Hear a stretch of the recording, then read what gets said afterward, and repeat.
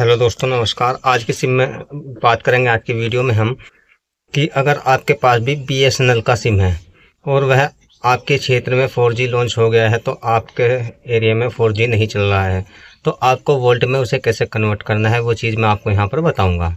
तो दोस्तों, जैसे कि आपको मालूम है, बीएसएनएल अपनी 4G सर्विस लॉन्च कर चुका है और आप लोगों को यहाँ पर जो बीएसएनएल अच्छे से अच्छे सर्विस प्रोवाइड भी करा रहा है, लेकिन आपके सिम में 4G नेटवर्क नहीं चल रहा। तो मैं वही चीज़ आपको बताऊंगा कि आप किस तरह से एक 4G सिम को यहाँ इस्तेमाल कर सकते हैं, क्योंकि बीएसएनएल ने आप लोगों के लिए यहाँ पर एक यू सिम जो निकाला है, यू सिम का बेनिफिट क्या है, ये सब कुछ मैं आपको इस वीडियो में बताऊंगा। अगर अब तक चैनल को सब्सक्राइब नहीं किया तो चैनल को सब्सक्राइब जरूर कर लें और बेल आइकन दबाना ना भूलें, जिससे आने वाली वीडियो का नोटिफिकेशन आप लोगों को मिलता रहे।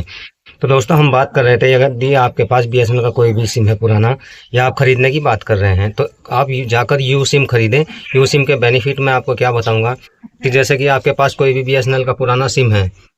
तो आपको क्या करना होगा, जाकर उसे पहले अपडेट कराना पड़ेगा, यानी कि जाकर दोबारा से उसे आपको अपडेट कराना पड़ेगा। उसके बाद बीएसएनएल जो अपनी 5G सर्विस भी यहाँ एक्टिवेट करने की सोच रहा है,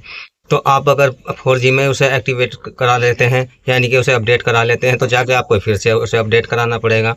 तो दोस्तों, आपको बिल्कुल ये बार बार के झंझट से छुटकारा अगर आपको पाना है तो आपको क्या करना है, आपको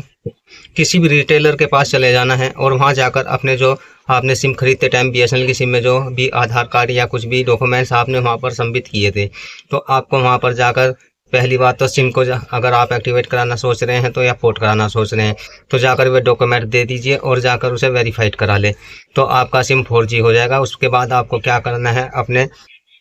फ़ोन में आके बीएसएनएल की सिम को डाल देना है और बीएसएनएल की सिम को डाल देने के बाद आपको क्या करना है, उसमें वोल्ट करके उसे स्विच ऑफ कर देना है, फ़ोन को रीस्टार्ट कर लेना है। उसके बाद आपको 4G वोल्ट कनेक्ट उसमें नेटवर्क सेटिंग करने के बाद उसे ऑन करें। अगर आपके क्षेत्र में 4G सर्विस एक्टिवेट होगी तो आपके सिम यहाँ पर जो एक्टिवेट हो जाएगा।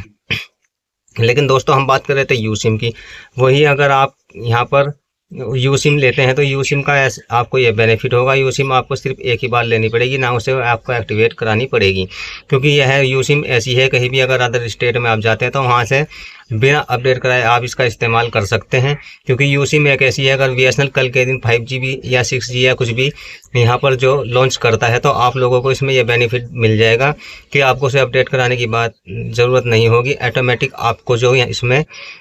ये चीज़ 5G और 4G एक्टिवेट ऑटोमेटिक इसमें आपको देखने के लिए मिल जाएगी। तो दोस्तों, सबसे अच्छा तो यही है कि आप एक यू सिम खरीदें और यू सिम को यहाँ पर भारत के अंदर बहुत जल्दी लॉन्च करने वाला है बीएसएनएल, और कुछ राज्यों में बीएसएनएल यू सिम जो यहाँ पर इस टाइम प्रोवाइड भी करा दी गई है। और बीएसएनएल जो अब जल्द से जल्द 5G 2025 तक भी 70,000 टावर लगाने के उसमें है, इंस्टॉल करने वाला है और अपने उपभोक्ता को जल्द से जल्द बहुत अच्छी सर्विस यहाँ पर प्रोवाइड करा रहा है। यदि आप भी जियो, एयरटेल और वीआई का सिम एक्टिवेट करते हैं और